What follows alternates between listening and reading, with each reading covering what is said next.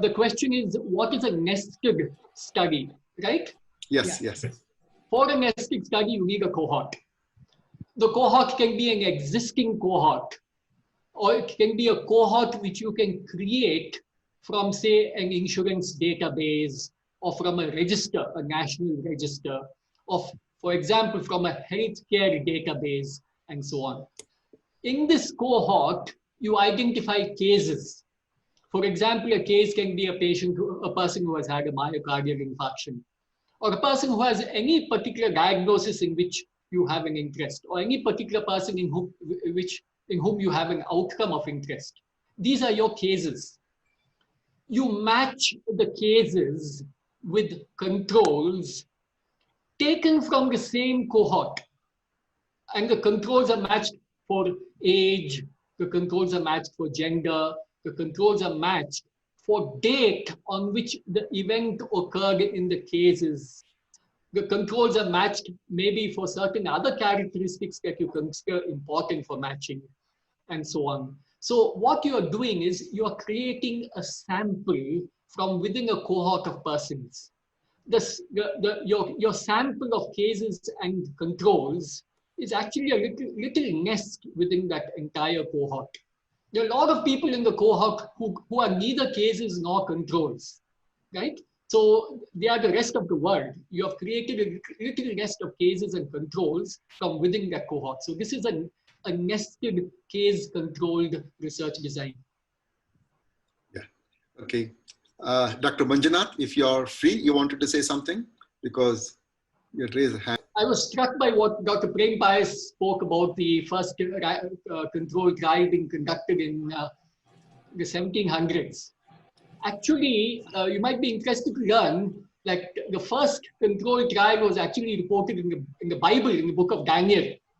Yeah. For those who are interested, you might want to look it up.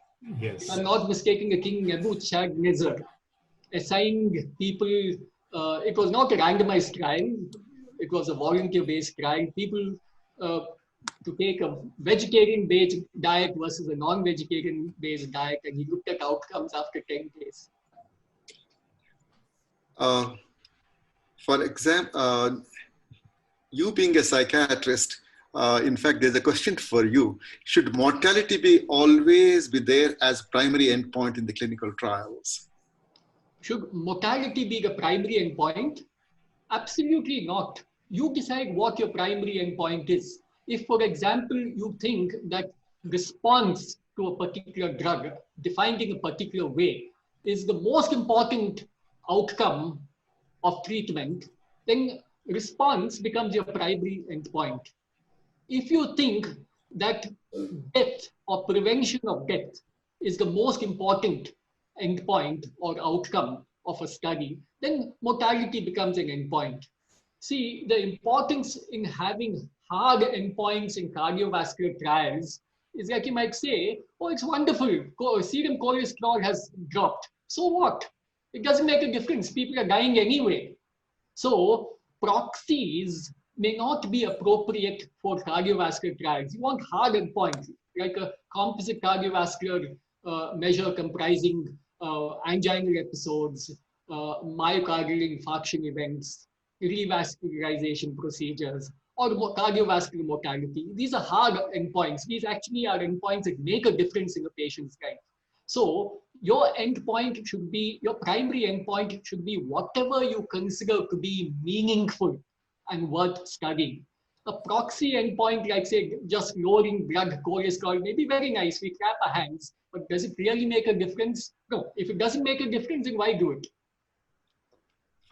Thank you, Dr. Chittaranjan Andrade. In fact, we had a very wonderful, very erudite lecture from you. We are lucky to have you on board here and describing a number of varieties of descriptive parameters that one would like to have beforehand or after the collection of the data. When we describe the study, we should commit ourselves before we start the study, isn't it? Absolutely.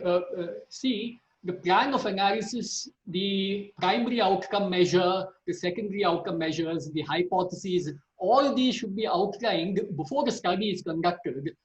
Otherwise, what happens is we look at the data, we see what is happening, we change our objectives, we change our hypotheses. In other words, we are adjusting our hypotheses to fit the data.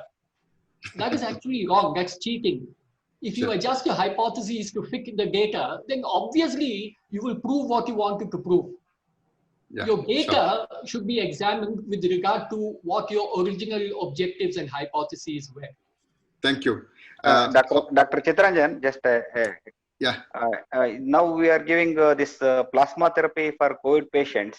Yes. Is it an observational study? What type of study you would like to put it? So if you're going to be giving plasma from recovered patients to COVID patients, then it's an intervention. So it's an interventional study. If you're going to be doing it in a single group, it becomes a single group open label study. If you're going to compare patients who receive plasma with those who don't receive plasma, with patients receiving plasma in your hospital and patients not receiving plasma in another hospital, this could be a quasi-controlled study which could be confounded by, for example, more severe patients coming to your hospital. If it is going to be non-randomized, wherein only severely ill patients receive plasma therapy, whereas milder patients, say, receive hydroxychloroquine, then also this is a quasi-controlled study. It is a randomized controlled study only if you randomize patients to